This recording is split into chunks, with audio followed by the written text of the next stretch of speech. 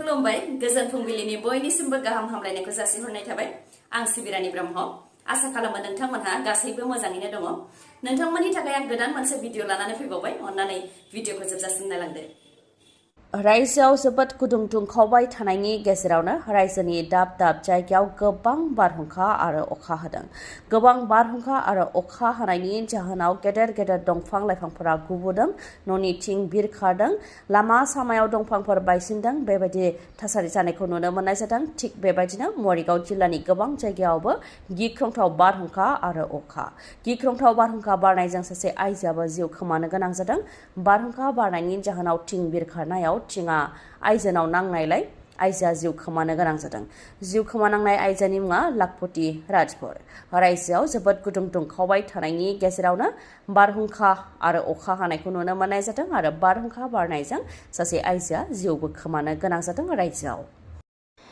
बिजेपिआ जेरैथिंबो लामा बेखेवनानै दोननो सानदों नामा बिजेपिआ UPPL खौ एंगारनानै BTech बिसायख'थियाव गेलेनो थांखि फोसावनायनि उनाव बिजेपिआ BPF जों स्रोदै माबाफोर सावरायखुमादों नामा हाग्रामा महिलारीनि रिजर्टआव हाग्रामा महिलारी आरो बिजेपिनि मन्त्रि जयन्त मल्ल बर'आ बिथाङा जयै लोगो हमनाया बायदि बायदि सोंथि बेरखांहोदों जायनाखि BTech बिसायख'थिखौ लानानै बे समाव राजखान्थिनि गुदुं थासारि जाहांनो हमदों फारसेथिं BTech बिसायख'थिखौ बिजेपिआ UPPL जों एलायन्स अदेबानि लोगो जायालासे गेलेगोन होननानै फोसावबाय बे समाव हाग्रामा महिलारीनि रिजर्टआव हाग्रामा महिलारी आरो बिजेपिनि मन्त्रिखौ जयै नुनाया गोबां साननायाव खोख्लैदों मख'नो गोनांदि मन्त्रि जयन्त मल्ल बर'आ बिथां आरो हाग्रामा महिलारीआ जयैनो रिजर्टआव लोगो हमदों बिथांमोनहा सिरियै लोगो हमलायदोंमोनब्लाबो खौरांगिरिफ्रा बिथांमोननि सेराव सौहैदों आरो माबाफोर सावरायदों नामा बेखौ लानानै बिथांमोननिसिम सोंथि खालामदों जेराव मन्त्रि जयन्त मल्ल बर'आ बिथाङा मिनिस लुनानै फिननाय होदोंदि खालि सा लोंनोल' हाग्रामा महिलारीनि रिजर्टआव फैनाय जादों आरो जेबो राजखान्थि सावरायनाय जायाखै होननानै ओजोंहाय हाग्रामा महिलारी बिथाङाबो फोरमायथिदों दि राजखान्थिनि जेबो सावरायनाय जायाखै नाथाय पर्बत जरानि हानि जेंनाखौ लानानै सावरायनाय जादों माबोरैहाय हानि जेंनाखौ सुस्रांनो हायो बेखौ लानानै सावरायनाय जादों होननानै फोरमायथियो हाग्रामा महिलारीया आहमेदाबादाव जानाय गिख्रंथाव उरां जाब्रबथाया बे समाव बयनिबो गोसोआव दुखु मोननाय आरो गिनाय लाबोदों दुखुनांथाव आरो गिख्रंथाव उरां जाब्रबथायाव दासिम गासै 265 थैनायनि रिपर्ट मोननाय जादों आरो थैनायनि सुबुं अनजिमाया बांबावनो हागौ फोरमायथिनो गोनांदि भारतनि आहमेदाबादनिफ्राय लन्दन फारसे थांनो नागिरनाय एयार इन्डिया उराङा बिरहांदोंमोनल' अदेबानि टेक अफल' खालामदोंमोन नाथाय टेक अफ खालामनायनि 5 मिनिट उनावनो उराङा गाहाय फारसे फैदों आरो बीजे मेडिकेल कलेजनि हस्टेलाव सौख्रांफैदों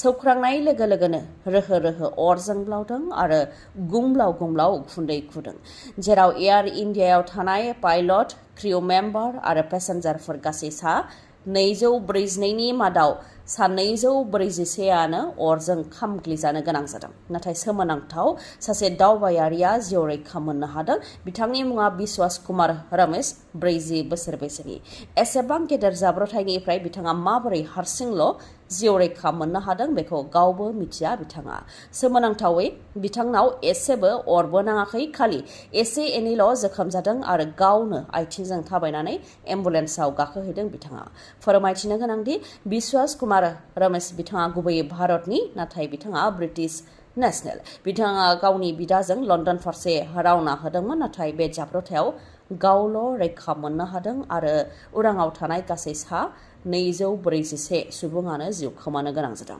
गिख्रंथाव उरां जाब्रबथायाव गुजरातनि बारग' गिबि मन्त्रि विजय रुपानी बिथाङाबो खामथार जाबाय बेनि अनगायैबो मणिपुरनि 2 क्रिउ मेम्बार लोगोसे राजस्थाननि बानेश्वरानि नखरसेनिनो 5 सुबुङाबो बे जाथायाव जिउ खोमानो गोनां जाबाय डक्टर प्रतीक जोशी बिथाङा गावनि बिसि आरो 3 उन्दै उन्दै फिसाफोरखौ लानानै लन्दन फारसे रावना होदोंमोन नाथाय बे दुखुनांथाव जाथायाव नखरसेनिनो 5 सोद्रोमाया जिउ खोमानो गोनां जाबाय मख'नो गोनांदि 265 जिउ खोमानांनायनि मादाव 241आ उराङाव थानाय आरो 214आ हायाव थानाय जायनाखि उराङा मेडिकेल कलेजनि हस्टेलाव सौख्रांफैनानै अर जोंब्लावदों बे जाथायाव मेडिकेल कलेजनि हस्टेलाबो टुक्रा टुक्रि बायनायजों लोगोसे साबा MBBS नि फरायसाफोरजों लोगोसे सासे PG रेसिडेन्ट डक्टर आरो माखासे गासै 24 जिउ खोमानो गोनां जादों आरो माखासे फरायसाफोरा जोखोम जादों। बेनिखायनो थैनायनि सुबुं अनजिमाया बांबावनो हागौ होननानै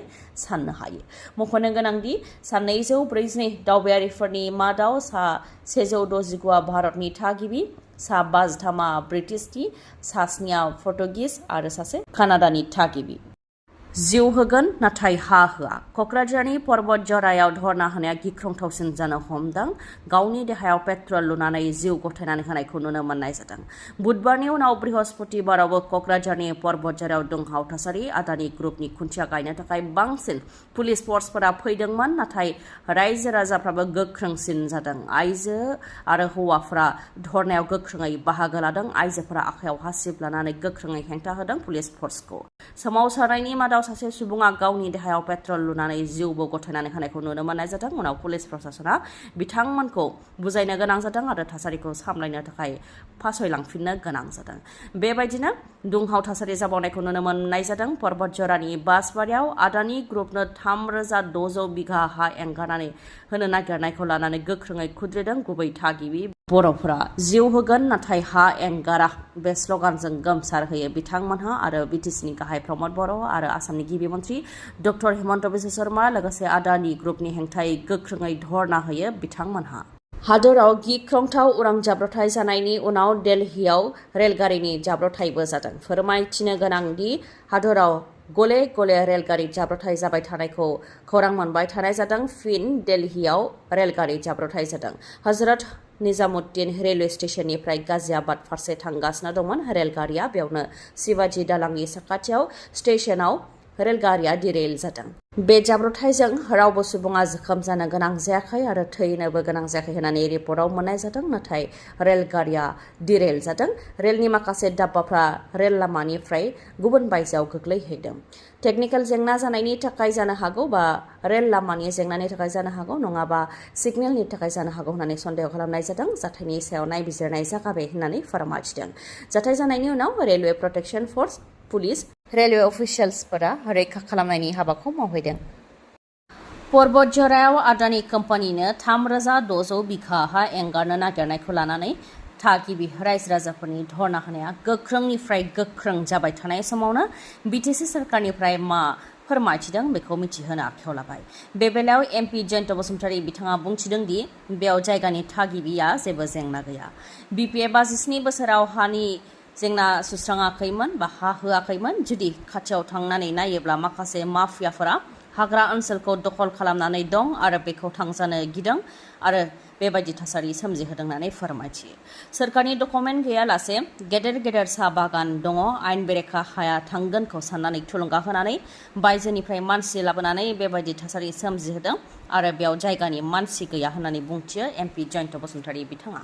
ओजोंहाय मन्त्रि उरखावगोरा ब्रह्म बिथाङाबो बुंथियो दि जेरैखिजाया राहाजोंबाबो इन्डास्ट्रिखौ लाखिनो नांगोन। बिथाङा फोरमायथिदों दि इन्डास्ट्रि गैया, जौगानाय गैया आरो साख्रि बाख्रि गैयैनि थाखायनो जोङो आन्दलन खालामदोंमोन बा सोमावसारदोंमोन। दा एडभान्टेज आसामनि गेजेरजों आदानिया 30,000 कौटि इनभेस्ट खालामनो नागिरदों। बेयाव गुबुना हेंथा गैया, खालि मोननैसो गामिनिफ्रायल' हेंथा फैदों होननानै फोरमायथियो आरो BTC प्रशासना जरजुलुमै हाखौ सेनो नागिराखै।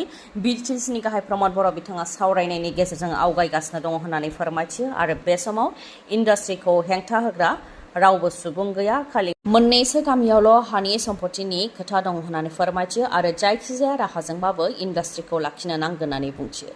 जायनाखि 6 शिड्युल ओनसोलनि हाखौ गुबुननो होनो हाया होननानै फोसावनाय जादों।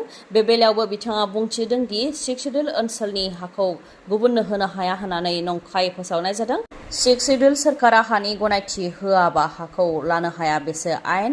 जुदि 6 शिड्युल सोरखारा हानि गनायथि होयो अब्ला हाखौ होनो हायो बा लानो हायो होननानै बुंथियो मन्त्रि उरखावगोरा ब्रह्म बिथाङा। BTCनि हा-हुनि जेंनाखौ सुस्रांनो थाखाय BTC सोरखारा गोख्रों खामानि मावनायखौ नुनो मोननाय जादों। BTC बिसायख'थिनि सिगां हा-हुनि जेंना सुस्रांनायनि खोथा होबावदों EM बियार फेरेंगा बिथाङा। 27 अक्ट'आव इसि मिटिं जानाय बायदियै बिटिसिनि हा-हुनि जेंना सुस्रांनो थाखाय थांखि लानायखौ फोरमायथिदों बिथाङा। बाक्सा जिल्लानि एबिसि ब्लकआव गासै 2086 नखरनो हानि पाट्टा होनाय जागोन होननानै फोरमायथिदों बिआर फेरेंगा बिथाङा। 1 बिघासिम हानि पाट्टाखौ होनाय जागोन होननानै फोरमायथिदों आरो 20 जुलाइनि सिगांनो 2086 नखरनो हानि पाट्टा होनाय जागोन होननानै फोरमायथिदों बिआर फेरेंगा बिथाङा। बिसायख'थिनि सिगां बेखौ फोसावदों इएम बिआर फेरेंगा बिथाङा। आफां आसामनि देरसिन मेगननि फाहामसालिनि मादाव गंसे बङाइगावआव थानाय आइ हस्पिटालाव असिटि मेसिन सौफैबाय, जायनि गेजेरजों मेगननि जेंनाखौ हमदांनाय जायो आरो फाहामथाय होनाय जायो, जेरै मेक्युलार डिजेनेरेशन, डायबेटिक रेटिनोपैथी, ग्लुक'मा आरो मेगन सिंनि दुखु मोननायखौ हमदांनो हानाय जायो आरो फाहामथाय होनाय जायो। असिटिनि अनगायैबो गुबुन सार्भिसखौबो मोननो हागोन, जेरै cornea, medical retina, glaucoma इभेलुएशन, अकिउलोप्लास्टी, pharmacy आरो अप्टिकेलबो दङ। बेनि अनगायैबो सानाय गैयालासे, सुथेनाय गैयालासे, इन्जेक्शन गैयालासे कम्पिउटार पेकनि गेजेरजों केटारेक्ट सार्जारिबो खालामनो हायो। आइ हस्पिटालाव डक्टर रुमि दास, डक्टर आशराफुल आलम आरो डक्टर मेघाली शर्माखौ नोंथांमोनहा मोननो हागोन। डक्टर रुमि दासआ तामिलनाडुनि अरविंद आइ हस्पिटालनिफ्राय फैगोन। बिथाङा कर्निया आरो केटारेक्ट स्पेशियलिस्ट, MBBS, MS अप्थालमोलॉजी आरो टपिकल फेक' सार्जारिनि एक्सपार्ट। बिथांजों लोगोसे MBBS, MS आइ स्पेशियलिस्ट अप्थालमोलॉजी फेक' सार्जन डक्टर आशराफुल आलम आरो MBBS, MS आइ स्पेशियलिस्ट अप्थालमोलॉजी डक्टर मेघाली शर्माखौ मोननो हागोन। खम बेसेनावनो नोंथांमोनहा फाहामथाय लानो हागोन। थङा जाहैबाय बङाइगावनि लवार आसाम हस्पिटालनि उल्था दिगाव थानाय बास स्टेन्डनि साखाथियाव। कन्टेक्ट नाम्बारा 6900949900। गोजोन्थों। दिनैनि भिडिअआ एसेनोसै। गाबोन आरो गोदान भिडिअजों लोगो मोनफिनबावगोन। नोंथाङा दासिमबो आंनि चेनेलखौ साबस्क्राइब खालामाखैबा अन्नानै साबस्क्राइब खालामदो, लोगोसे लाइक, कमेन्ट आरो शेयार खालामनो दाबाव। गोजोन्थों।